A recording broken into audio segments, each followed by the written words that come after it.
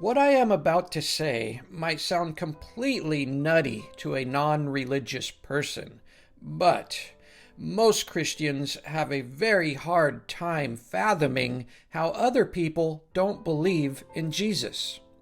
Because of this, it is a common sentiment among believers that people do not lack a belief in Jesus due to an absence of evidence or believability, but rather they have convinced themselves that people don't believe because they are either angry with God or love living a sinful lifestyle and don't want to answer to a God. If you are not a Christian, I realize how crazy this sounds to you. But for believers, this really is how they explain other people not believing. Because to them, all of the outlandish magical stories that fill the Bible from end to end, and even the practice of blood sacrifice rituals, are very real. As odd as it might sound, it is difficult for a Christian to conceptualize any other way for how other people fail to believe. They would never admit to themselves that it is because of a lack of evidence or believability. Furthermore, not only do they believe this is why non-believers do not worship Jesus, but they also believe that if Christians were to disappear from this world, all hell would break loose, and all of the angry or sin-loving non-believers would fill the world with violence, deprivation, and crime. They actually believe that Christianity creates better societies, and that if it wasn't for those who believe in Jesus, the world would plummet into chaos, as if madness is at the heart of all humanity. It can be rather disturbing how Christianity feels about its very own species, when in reality we could lose any one of the world's largest religions, and almost nobody would feel an effect by its departure. Those who would think so poorly of humanity do not realize the numerous studies and reports on how atheist majority societies around the world currently harbor less crime and dysfunction. Neither would it be fair to say that other cultures are less safe or loving than a Christian one. In fact, I would say that most believers have this completely backwards. Christianity has had well over 1,000 years of domination to create better people or societies, and has failed miserably. I have a theory for why it doesn't work.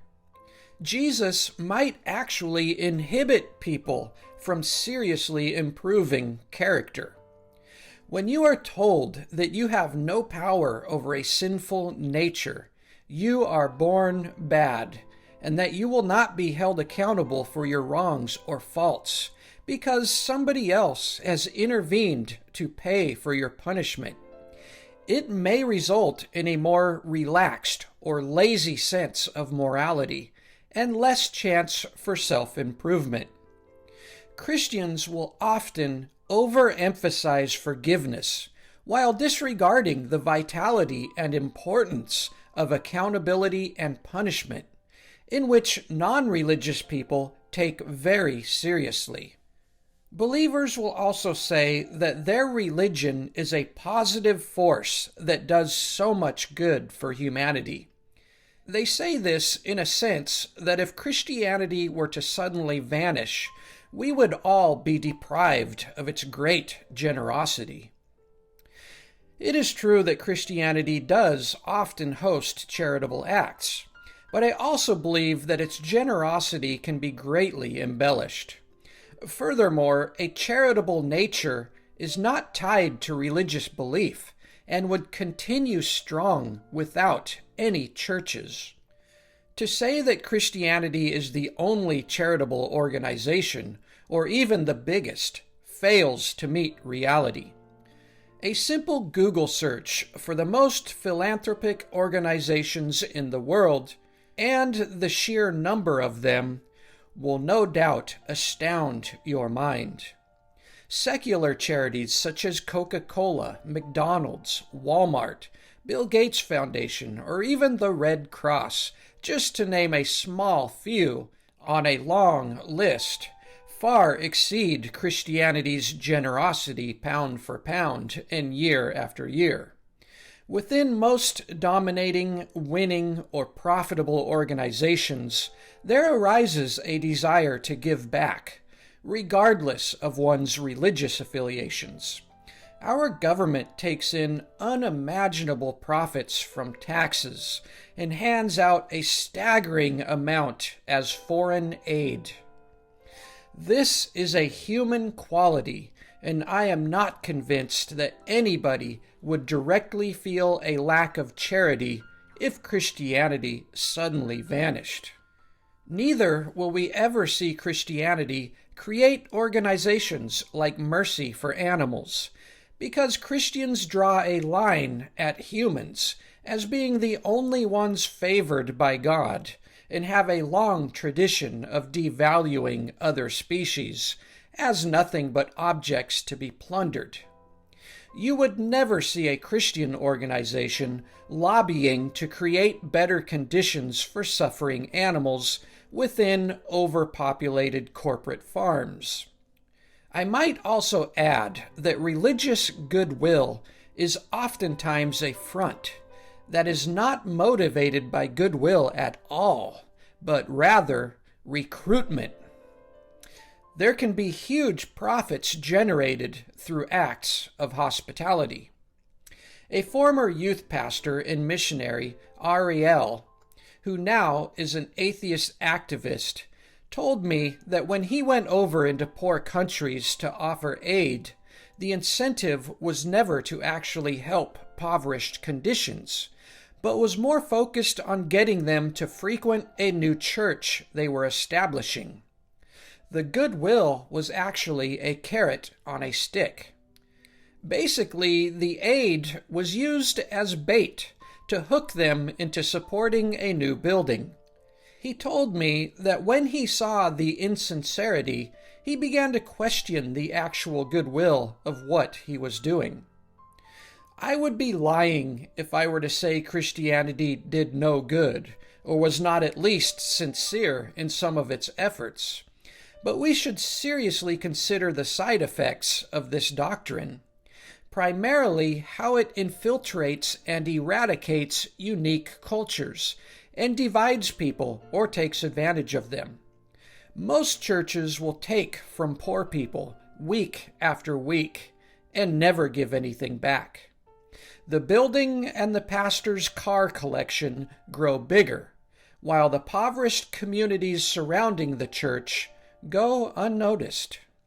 Christian doomsdayers will also cast a very negative perception on humanity, while ignoring the vast majority of us who want to live in peace with goodwill and create a better world for each other's children. We don't revel in the doom or pray for Jesus' quick return and a coming apocalypse to destroy everything. While Christianity reaffirms how awful this world is, the rest of us value it and our opportunity to be here, and we view all life as a very precious thing. Christianity, at its core, harbors many dark and destructive thoughts. In Christian theology, we are not all one family. Humanity is split into those who are saved and those who rebel and choose a sinful lifestyle. The sinners are not written in the book of life and are not a part of God's body. This will create an unnatural feeling of us and them within a community's psyche.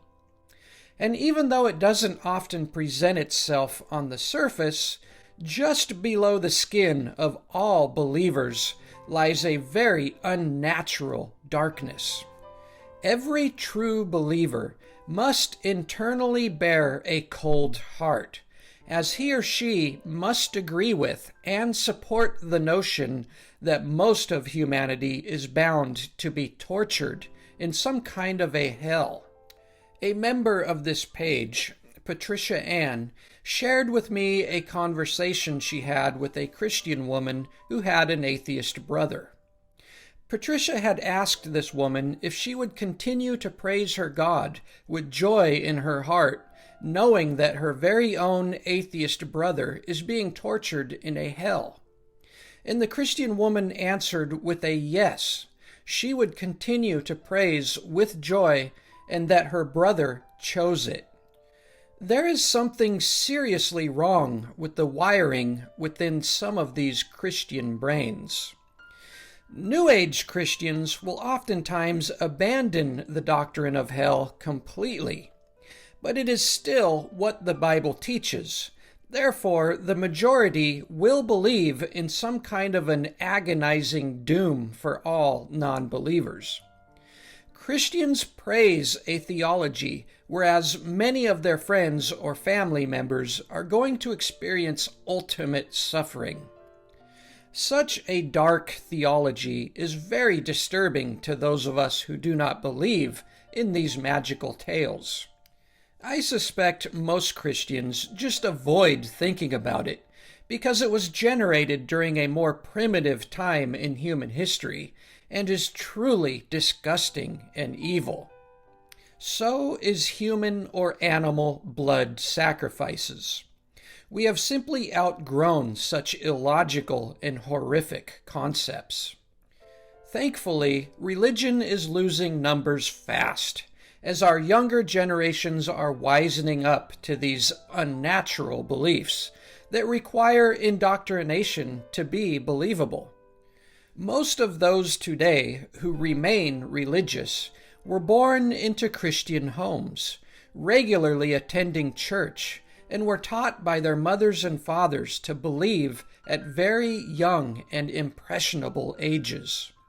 For everyone else, none of the Bible's magical stories mirror any actual reality in any way. People simply do not walk on water or magically rise up into the clouds, and you would be hard-pressed to believe such stories without some form of brainwashing. These magical books, supposedly used by a supreme God to convince us of his existence, are also filled with clairvoyance, or in other words, a long history of failed prophecies. One after the other continually fail and become reinterpreted for those who do not want to accept the reality that clairvoyants and magical staffs turning into snakes are not reliable or believable. The simple truth is this: the real reason for why people do not believe in Jesus is because it all sounds batshit crazy if you weren't born into it. This is the one and only reason people do not believe. I have a sneaking suspicion that most non-believers, like myself, would like for there to be a loving God or a creator who will welcome us home. But we will simply need realistic evidence to be convinced. I always remain open for a God to speak to me, and so far I have observed only humans doing all of the writing and speaking, and what they say or write bears the mark of primitive thought or even lunacy. If I were to give a God concept any credibility, it would be by looking at our world and life as some kind of an intelligent creation and simply acknowledging that God did it. But I am still left with no idea what God is or what such an intelligent agent means. If there is some kind of intelligent force springing forth life throughout the cosmos, it would appear to lack favor and be completely indifferent to human suffering. I will continue being agnostic concerning any religious gods until such deities become available or believable. And if there is a Christian God that would punish people for being skeptic, then it would not be a God worthy of our admiration in the first place. Stay strong and wise, my friends. I don't believe in masquerades. I don't believe that you're okay. I don't believe that God will save. Only you can solve your problems. I don't care what they sold you.